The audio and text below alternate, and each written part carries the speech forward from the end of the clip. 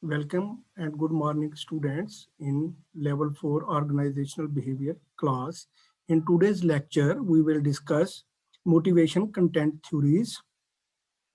I will share the slides with you first, and then we will start this. Motivation content theories, lecture 3. It covers chapter 5.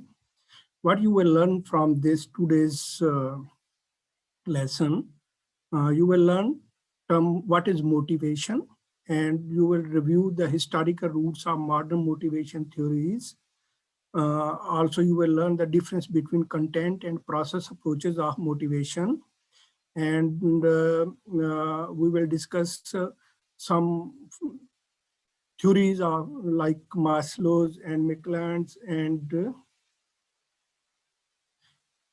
Elderford's theory, and you will learn what they have contributed in the development of this motivation theories. And last of all, you will learn about how internal work motivation is increased by using the job characteristic model. Okay, we start now with motivation. What is motivation in organizational behavior? Motivation is proposed to be a function of an individual's feelings and emotions according to theories of feeling emotions. It is what drives an individual to participate in an organization. Organizational behavior can have a critical impact on productivity, workplace atmosphere, and many other areas that help determine an organization's level of success. Now we will see what factors are linked with this motivation and how they contribute to employees' motivation. Behavior is purposeful rather than random. Behavior is always purposeful. It says, yes, you do by purpose, not by randomly. Like people exhibit both positive work done on time and negative arrive late for work behavior for a reason. Yes. And it explains behavior's purposefulness. Motivation arouses people to do something. It always people are unlikely to change a behavior or do something different unless they are motivated to do so. Motivation causes people to focus on a desired goal. Motivation fuels the persistence. And motivation actually, in general sense, we can say motivation, when employees are motivated, they contributed more. They contribute more for the development of the organization. And now we will see um, how these motivation theories or motivation works. What does motivation involve?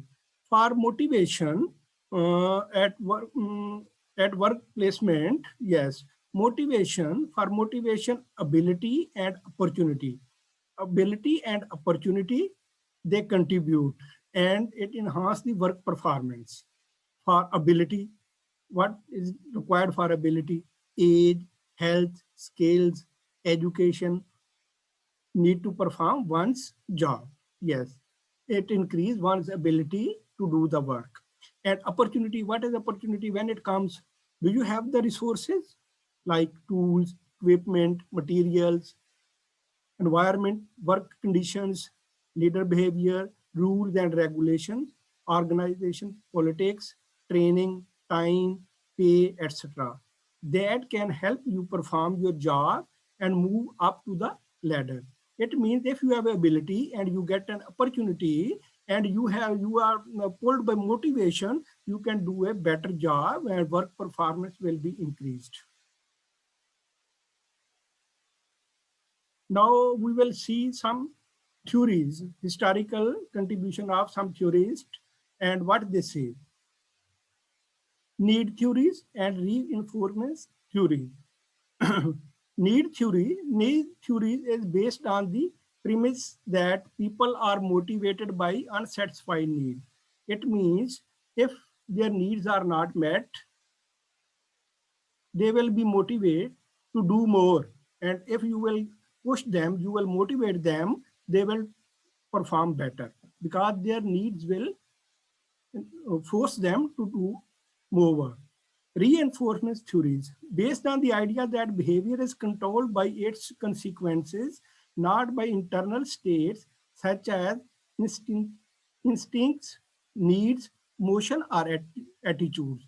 It says not only the needs, but instincts, emotions, attitudes, and needs, they all contribute. What is the reinforcement theory? People repeat behavior that is followed by favorable consequences and avoid behavior that result in unfavorable consequences. For example, managers do not micromanage staff since their experience taught them that micromanagement demotivates employees and make them feel like they are monitored all the time.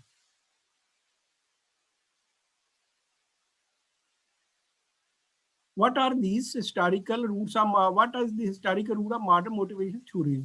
Cognitive theories and other is job characteristic theory. Cognitive theories are based on the assumption that behavior is a function of beliefs, expectations, values, and other mental cognitions.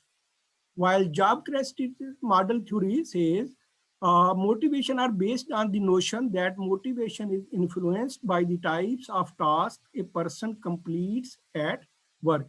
These are two different types of theories like cognitive theories and job characteristic theories. We will discuss in next pages these two theories. Now we will see content and process approaches of motivation theories. Yes, there are two types. One is content theories, other is process theories. Process theories will be discussed in the next chapter, in the next lecture. Now we will discuss content theories. What are the content theories and how they work? Address the question of what motivates people and these, what are the theories related to this content theory? It is Maslow's hierarchy of needs model, Elder's, Elderford's modified need hierarchy model, McClelland's motivation theory, Herzberg's two-factor theory, McGregor's theory X and theory Y. And process theory, which we will discuss in next lecture, address the question of how people get motivated. And there we will discuss equity theory, expectancy theory, goal setting theory.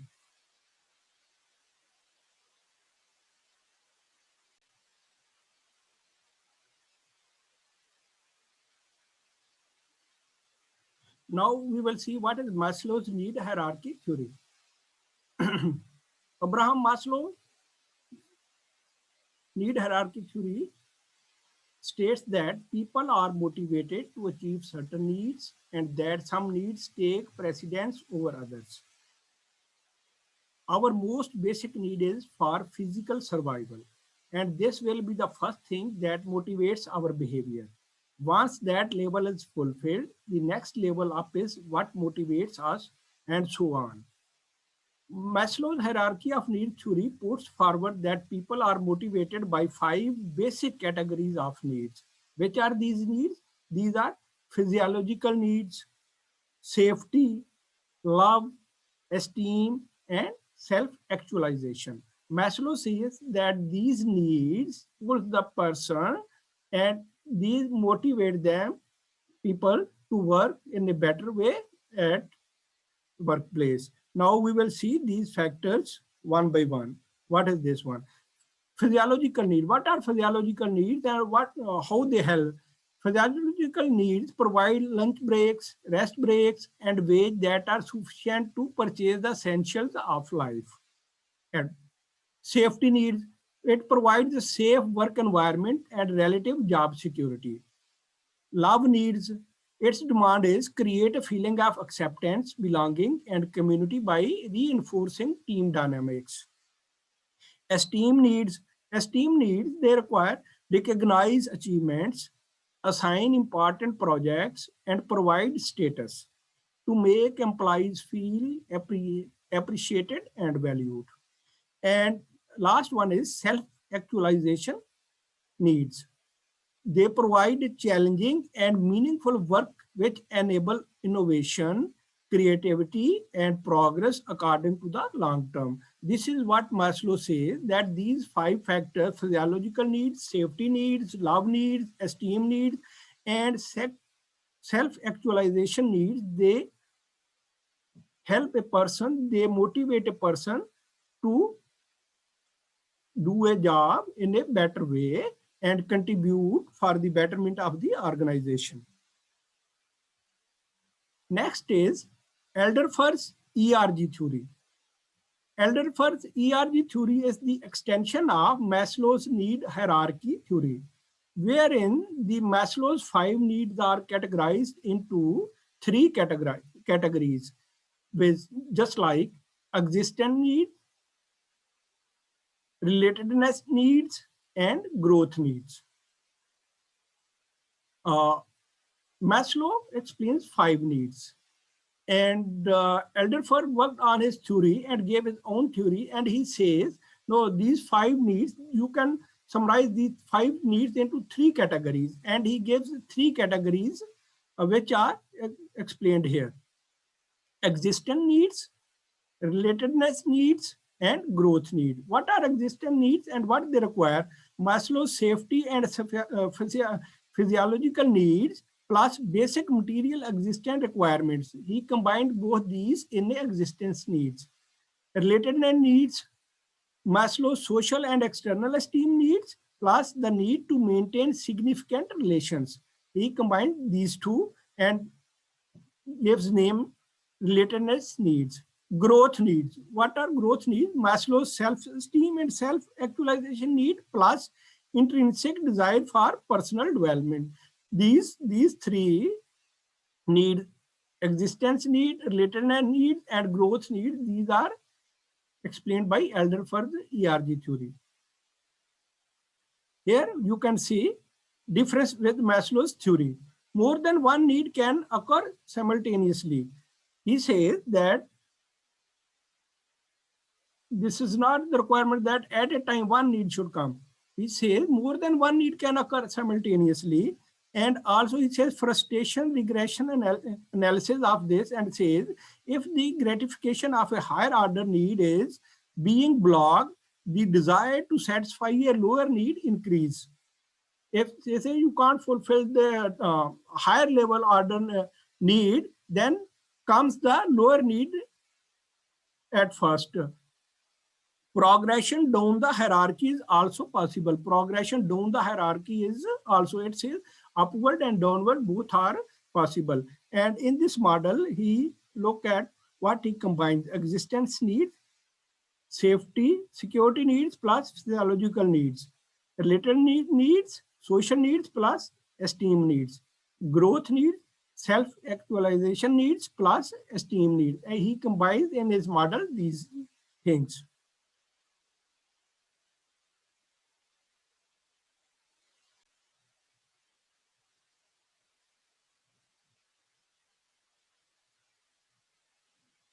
Now we will discuss McClelland's need theory. What he says, McClelland says in his theory that it tries to explain how the need for achievement, power, and affiliation can affect people's action.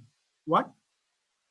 Achievement, power, and affiliation, they can affect people's action. McClelland's need theory is a motivational model that attempts to explain how the need for achievement, power, and affiliation affects people's actions in a management setting. He says need for achievement, need for affiliation, and need for power. These are the things that motivate a person to do or to perform in a better way, and always they pull a person to do more and more. McClelland's need theory. Here it is explained in a model. Characteristic of high need for achievement people. Here it says higher personal responsibility, and it links with high need for achievement. High need for achievement, there you will face moderate risk takers, You will find some people who take moderate risk, and also some after getting feedback need for more feedback. You can see that some people, they work after getting feedback, and some are who take risk and they perform in a better way. And high need for achievement, they try to do for higher personal response in taking higher responsibility, personal responsibility, and they do more, they take risk. And some after getting feedback push them to perform this. This is what he explains, that to get power, affiliation, and achievement, these things motivate a person to do more and more. Now we will see what is integration of needs theory. These three theories we have explained what is common in them and how they were integrated. Some general conclusions we can find it here. People seek security.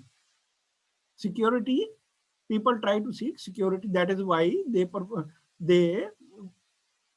it motivates them and they perform in a better way. People seek social system. People seek personal growth. Assume that human needs operate in a flexible hierarchy or continuum. Assume that human needs operate in a flexible hierarchy. Yes, they can't work in a better way in a very tight or strict environment. They need flexibility from the management from top to lower level. And next is motivation is not equal to satisfaction. Motivation is not equal to satisfaction. You are motivated, but still you are not satisfied because you can't get the required result or outcomes or the rewards or benefits from the management. That is why motivation is not equal to satisfaction. And next is need theories may be subject to cultural bias. Need theories may be. Yes, these theories are not practical equally in all parts of the world because it depends upon the culture of the countries and the organization may be affected by these. Yes, these theories were explained in an idealistic environment, but practically in every culture, maybe that will be a different one.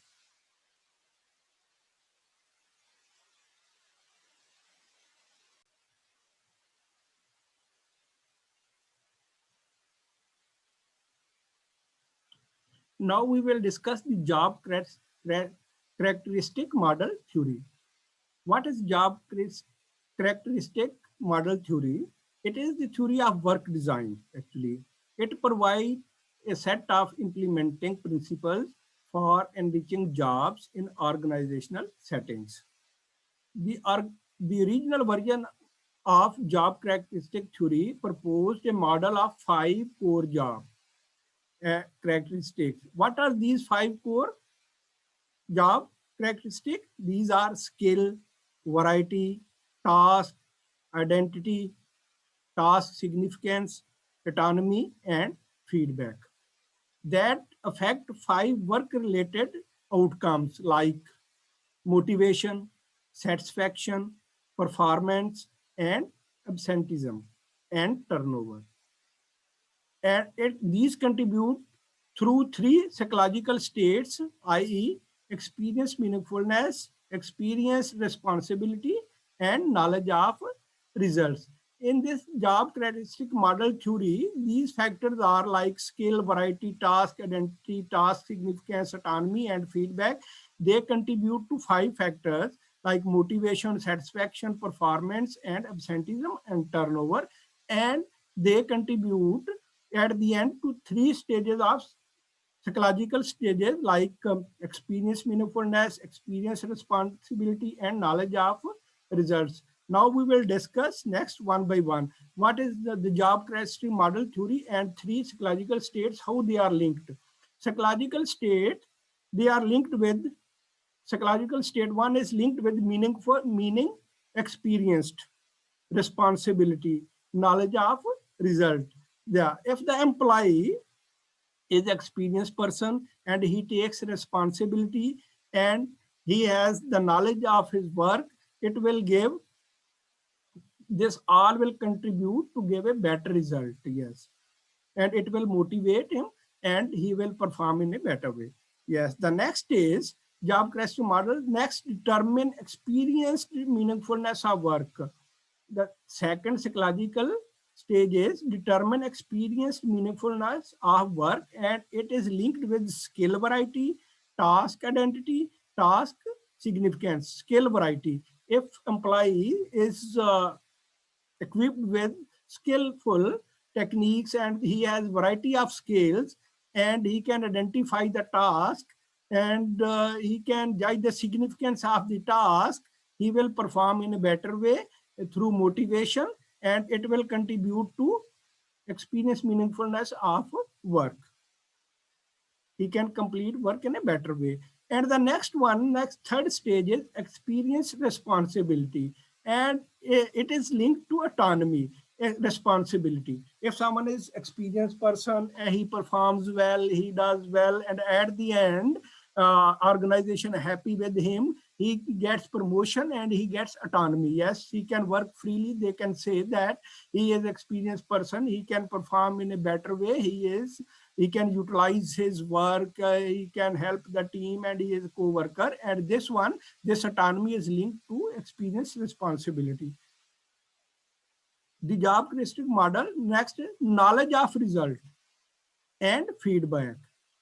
Knowledge of results and feedback, they are linked together. Knowledge of results. If someone knows what will be the result of his actions, if I am doing at somewhere and I know what I am doing, what this after this, what will be the result? Yes. And he will, when he will perform, I will finish my job, I will get a feedback. If I do my job in a better position correctly, I will, I will be hopeful of getting better feedback. And if I can't perform in a better way, then I can get a feedback. And through that feedback, I can improve myself and I can perform in future in a better way. That is why the feedback is linked to knowledge of results.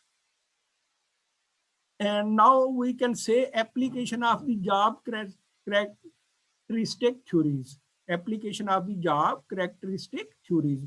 How we can apply these theories we have already discussed in the previous slides. Application, combining task. Combining task. Through this, give employees more than one part of the work in order to increase skill, variety, and task identity. Next is forming natural work units in order to increase task identity and task significance. Establishing client relationship in order to increase skill variety, autonomy, and feedback. Opening feedback channel in order to increase feedback. These are the things. It says combining task. You can combine a task, organization can combine a task, and you can assign to workers. They can, with the help of co-workers, they can perform in a better way. Forming natural work units. You can also divide it units to increase the task identity and task significance. You can point it that this you will perform some these this group of workers or these people will perform this unit of task, and they should be aware of the importance of this task. Establishing client relationship. You can also establish, or organization can establish client relationship section where customers and also the employees, they can contact and they can get feedback from their client relationship section. Opening feedback channel, and also you can open channels like online channel through postal or through some questionnaires or through other sources like interviewing. You can get feedback, and in this way it can perform in a better way. Generally about content and motivation theory. What we have learned from this all today's lecture, here we can see people to seek security and employers cannot neglect this aspect in organization and motivation. people to seek security, and employers cannot neglect this aspect in organization and motivation. Generally, people, they need security of life, security of job, and employees should keep in mind this factor. Yes, and it always helps if the worker, if worker gets job security and also he is secure at a workplace, it will motivate him to do to perform in a better way. People seek social connections. People seek social connection. At workplace, they meet with others, with co-workers and also the customers. And in this way, people, as man is a social animal and human is a social animal, they seek social connection. Through these connections, they can build relations, they can get better opportunities in life, they can get better jobs. And the employer should keep in mind relatedness, affiliation, and belongings are the important components of effective organization. Next is people seek personal growth. Personal growth always motivate the worker, because if someone is not motivated and someone does not want to move ahead, progress in life, he does not have any passion or like this, it will not affect him. But generally, people have passion, people have desires, and they want to fulfill these desires and goals and objectives. That is why personal growth always motivate the workers, and employer should keep in mind. Whether we call it advancement, self-actualization, need for achievement or growth, this self-development aspect is an important element of effective and learning organizations. And this is what we have discussed in today's motivation theory, process motivation theories and action theories also we have discussed. Yes, and hopefully you enjoyed this lecture. In next lecture, tomorrow, we will discuss some other theory. Okay, thank you very much, students, for staying with me.